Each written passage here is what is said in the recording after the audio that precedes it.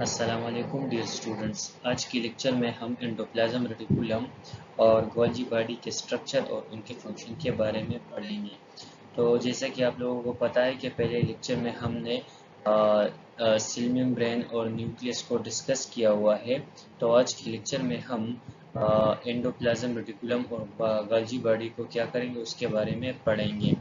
तो सबसे पहले हमने किया एक सेल के छोटे से हिस्से को हमने काट के माइक्रोस्कोप के नीचे रख दिया।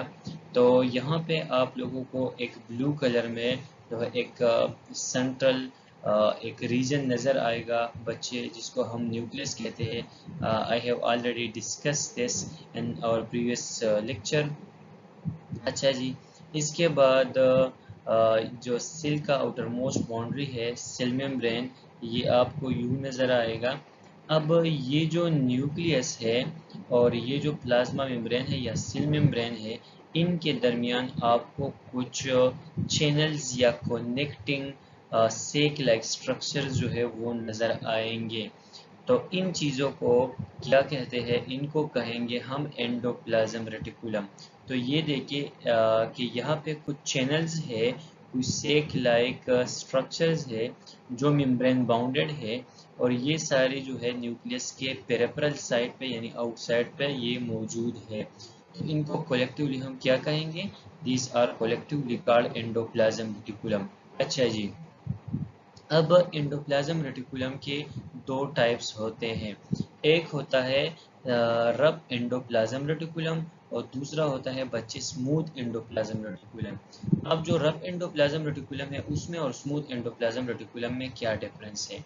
तो रफ एंडोप्लाज्म रेटिकुलम के ऊपर अगर आप लोग देखें तो इसके ऊपर जो है राइबोसोम्स लगे हैं।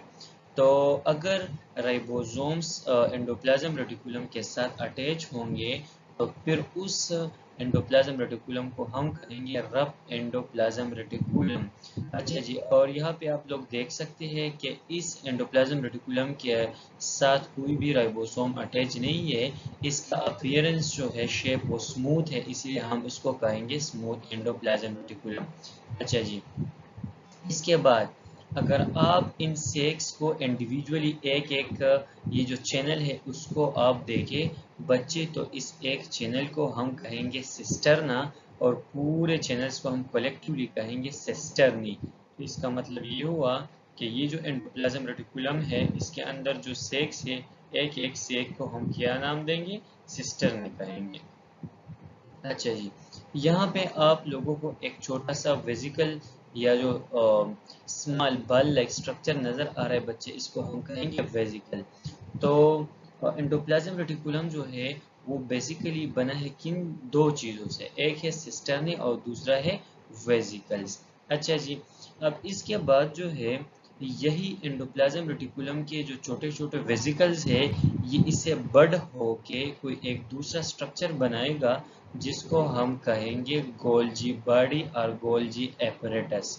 तो ये ग्रीन कलर में जो यहाँ पे आप लोगों को नज़र आ रहे हैं बच्चे, this is known as Golgi body. और इसको गोल्जी इसलिए कहा जाता है कि ये कैमिलो गोल्जी एक साइंटिस्ट का नाम है, उसने डिस्कवर किया हुआ था, तो इसीलिए इसको कहेंगे गोल्जी बॉडीज। अच्छा जी, जिस तरह यहाँ पे एंडोप्लाज्म रेटिकुलम के अंदर सिस्टर्नी मौजूद है, तो इनके जो एक एक ये सेक है इसको भी क्या कहेंगे? इसको भी हम सिस्टर्नी ही कहेंगे। और यहाँ पे जो आपको छोटे छोटे ये वेजिकल्स नज़र आ रहे तो उसको भी सिंपली आप क्या कह सकते हैं? They are also called vesicle. तो इन स्ट्रक्चर ये जो एंडोप्लाज्म रेटिकुलम है और ये जो गोल्जी बॉडी है, they are almost similar structure. अच्छा जी, अब यहाँ पे ये जो गोल्जी बॉडी है इसके दो अहम फेसेस है। एक फेस को अगर आप देखें तो ये फेस जो है ये प्लाज्मा मेम्ब्रेन को क्या कर रहा है? ये इसकी तरफ मौजूद है, जबकि ये वाला फेस जो है this one is toward the nucleus. जो न्यूक्लियस की तरफ है बच्चे, इसको हम कहेंगे सिस फेस या इसको हम कहेंगे फॉर्मिंग फेस। इसलिए इसको फॉर्मिंग फेस कहते हैं बच्चे के जब एंडोप्लाज्म रेटिकुलम से ये छोटे छोटे वेजिकल बड़ा हो जाएंगे तो ये जाके यही पूरा एक सिस्टर्ना बनाएगा, जिससे पूरी की पूरी एक नई गोल्जी बॉडी जो है वो बन जाती है। सिमिलरली वो फेस जो प्लाज्मा मेम्ब्रेन को पेस कर रहा है उसको हम कहेंगे ट्रांसफेज, इसको हम कहेंगे मैच्योरिंग फेज। अच्छा जी, इसके बाद अगर हम एंडोप्लाज्म रेटिकुलम की फंक्शंस को देखें तो जो रफ एंडोप्लाज्म रेटिकुलम है, RER, रफ एंडोप्लाज्म रेटिकुलम, क्योंकि रफ एंडोप्लाज्म रेटिकुलम के पास तो राइबोसोम्स मौजूद है, और आप लोगों को पता है कि ribosomes are actually protein factory, so the rough endoplasm reticulum is actively involved in the process of protein synthesis।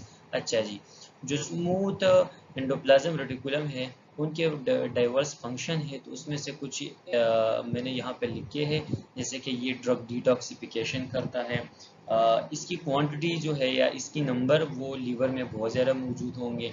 अच्छा, लिपिड सिंथेसिस, आपके बॉडी के अंदर जो लिपिड है उसकी सिंथेसिस कौन करवाएगा? ये स्मूथ एंडोप्लाज्म रेटिकुलम करवाएगा।